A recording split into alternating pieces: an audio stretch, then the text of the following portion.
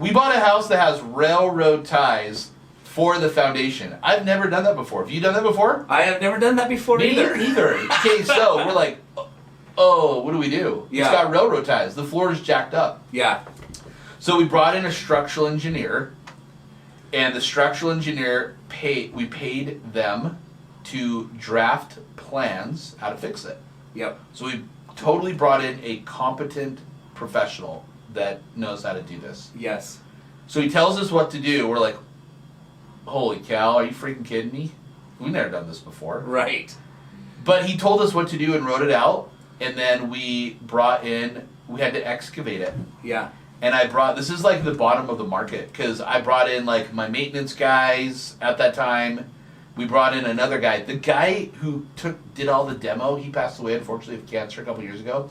His son just cut my trees yesterday. Oh, wow. Yeah, if you need a tree guy, let me know. Okay. Okay. So, he does a great job. So, we totally demo the floors. We make sure that the structure doesn't fall down. Yep. We got all this confirmed with a structural engineer. We then excavate the floors and pour footings in. Correct, right? Yes. Yes. And we had to put them in a checkered pattern. Yes. Based on what the structural engineer said. We wouldn't have known this. No way.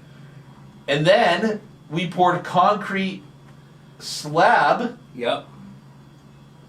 And we were done. Yeah. Yeah. Hold on. Can we give a clap? Yeah. Seriously. Holy cow, dude. Wow. Wow.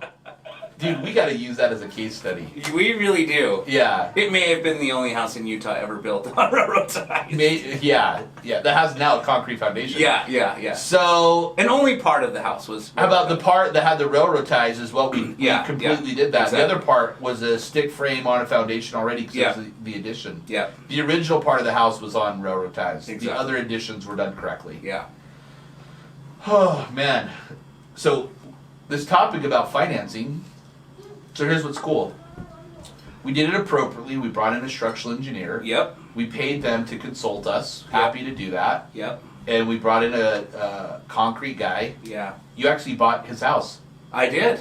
Yeah. Yeah. Small world after all. Isn't it crazy? Mickey Mouse. Yeah. Yeah. So, the cool thing with what we're experiencing in life is it gives you time to be resourceful and brainstorm. And we brought in other people to do work that needed the work, and we needed to get the jobs done. So I'm kind of excited to see what this next 90 days, 6 months, 12 months, 1 year, 2 years, 3 years is going to do, because it'll be great talking points. We're going to be like, hey, remember in 2020 when we were on the radio? And, we can leverage that just like this house. So there's an awesome opportunity for all of you guys that are listening, that you guys can also invest in real estate, build up your portfolio, have friendly kids. Want to smile?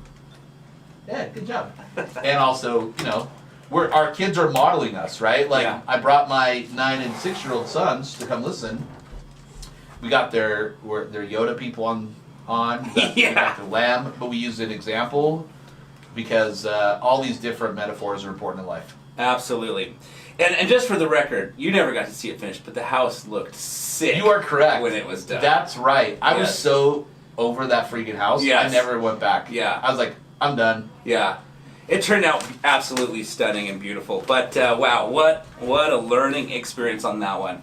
All right, so we are going to take another commercial break. When we come back, I want to chat about how people should be looking at investing in these uncertain times. So we're going to talk about getting started in real estate investing if you've never done it before, just kind of how one should be approaching it. Maybe you've dabbed in it, how you should grow in it. So if you're thinking about utilizing this opportunity to come out of the opportunity in a positive versus being a victim of the opportunity and having it being a negative, you're going to definitely want to stay tuned, because Matt's going to dive into investing in these uncertain times. Okay, so I just checked Facebook before we go to the video. Thank you, Andrea.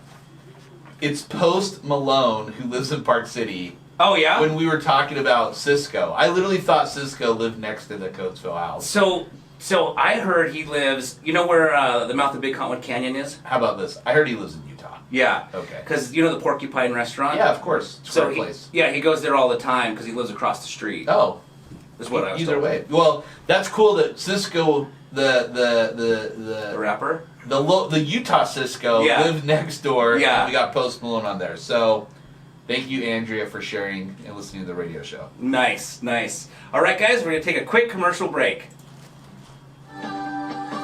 Hi, I'm Yoshi Shiraki, the author of the book, My Body's Just For Me, the book written for children to educate children on the prevention of child abuse. With the assistance of multiple best-selling author Richard Paul Evans, we were able to publish this book as a tool to help break the ice in an easy and innocent way to help children understand and learn how to speak up and communicate.